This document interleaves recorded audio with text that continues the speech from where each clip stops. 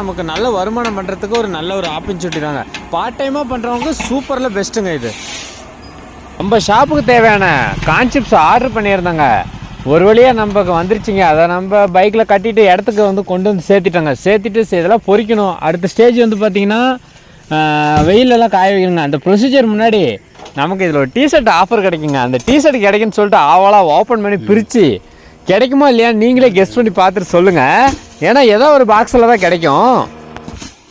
அந்த ஆவலோடய நானும் ஓப்பன் பண்ணி பார்த்துக்கிட்டே இருந்தேங்க. சரி டிஷர்ட் இருக்கும் நமக்கு லக்கு கிடைக்குன்னு நினச்சி ஆவலாக பிரிச்சு எல்லாம் ஓப்பன் பண்ணி பார்த்துட்டு ஃபுல்லாக தேடுறேங்க.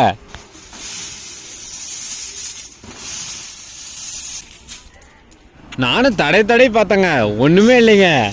சரி இன்றைக்கி லக்கு அவ்வளோதான்னு சொல்லிட்டு அப்புறம் பாக்ஸை ஓப்பன் பண்ணதெல்லாம் எடுத்து பொறிக்க ஆரம்பிக்கிறீங்களா. அதனால் வெயிலில் நல்லா காய வைக்கணுங்க. வெயில் அதுக்கேற்ற மாதிரி சூப்பராக அடிச்சதுங்க. பானிபூரியோட பேக்கிங் எல்லாம் இப்படி தாங்க போட்டிருக்காங்க. பார்த்தீங்கன்னா ஒரு பாக்ஸ் ஃபுல்லாகவே பேக்கிங் பண்ணியிருந்தாங்க. நான் போய் கேட்டிருந்தேன், எனக்கு பாக்ஸாக கிடைக்கல, அதனால் லூஸ்லேயே வாங்கிக்கிட்டேன். பாருங்கள் பேக்கிங் வைஸ் சூப்பருங்க. கான்செப்ட்ஸும் எனக்கு ரொம்ப பிடிக்கும். பானிபூரி பேக்கிங்கும் சூப்பராக பிடிக்கும். இது ஒரு நாளைக்கு நம்ம வாங்கி இது அன்பாக்சிங் வீடியோ உங்களுக்கு நான் சூப்பராக கிளியராக போடுறேங்க.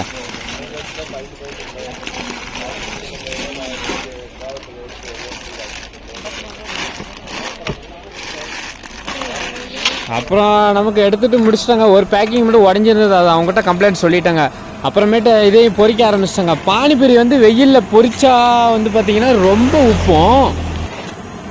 அதனால் நீங்கள் சூரிய ஒளியில் கூட காமிக்க தேவையில்லைங்க. பேக்கிங்லேருந்து அப்படியே ஓப்பன் பண்ணி டேரெக்டாக பொரிச்சு எடுத்துக்கிறோங்க. இல்லைன்னா ரொம்ப பலூன் மாதிரி உப்புச்சுன்னா ரசம் அதிகம் பிடிக்கும். நம்ம கஸ்டமர் சாப்பிட்றதுக்கு பார்த்திங்கன்னா ரொம்ப கஷ்டமாக இருக்குங்க.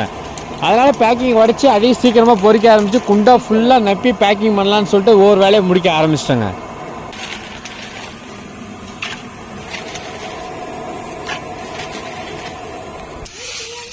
காஞ்சிப்ஸும் நல்லாவே காய வச்சுட்டாங்க. வெயிலில் நல்லா காஞ்சிது. ஏன்னா இது நல்லா காஞ்சிதுன்னா அப்படியே எண்ணெயில் போட்டவுடனே உபிரி நிறைய எகிரி வருங்க. நாம் 1 கிலோ போடுறோம்னா நமக்கு ஒரு 100 கிராம் சேர்த்தியே பொரிஞ்சு வர அளவுக்கு நல்லா வருங்க. இதெல்லாம் டேரெக்டாக வாங்கினோன்னே அப்படி பொரிக்காதீங்க. முடிஞ்சளவு கொஞ்சம் ஹீட் பண்ணி வெயிலில் காய வச்சு பொரிச்சிங்கன்னா நல்லா சூப்பராகவே பொரியும்.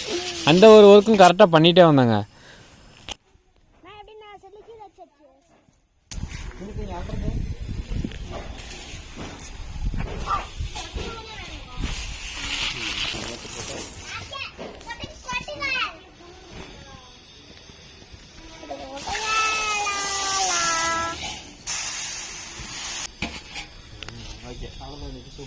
அப்புறம் வெயிலில் நல்லாவே காஞ்சதுனால அதை தாம்பாளத்தில் அள்ளி பொரிக்கிற ஸ்டேஜுக்கு போயிட்டு குண்டா ஃபுல்லாக இதையும் பொரிச்சு எடுத்துக்கலான்னு சொல்லிட்டு டைமும் வந்து ஷாப்புக்கு போகிறதுக்கு ரொம்ப நேரம் ஆக ஆரம்பிச்சிருச்சிங்க. அதனால் சீக்கிரமாக ஒவ்வொன்றா பொரிச்சு எடுத்துக்கிட்டு எங்கள் அம்மா ஒவ்வொரு குண்டானா ஃபுல் பண்ண ஆரம்பிச்சிட்டாங்க.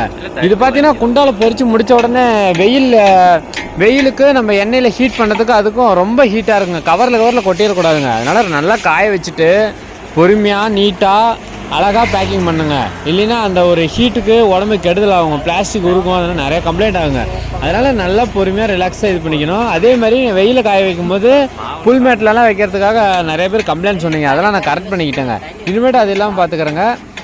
நெக்ஸ்ட்டு இதையும் கம்ப்ளைண்ட் சொன்னீங்கன்னா நெக்ஸ்ட்டு இந்த துணியில் கூட நல்லா காய வச்சுக்கிறேங்க வெயிலில்.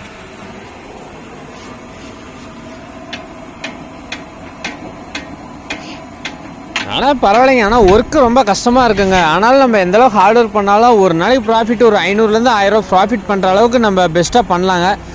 ஒரு 5 வருஷம் 10 வருஷம் எக்ஸ்பீரியன்ஸ் தாண்ட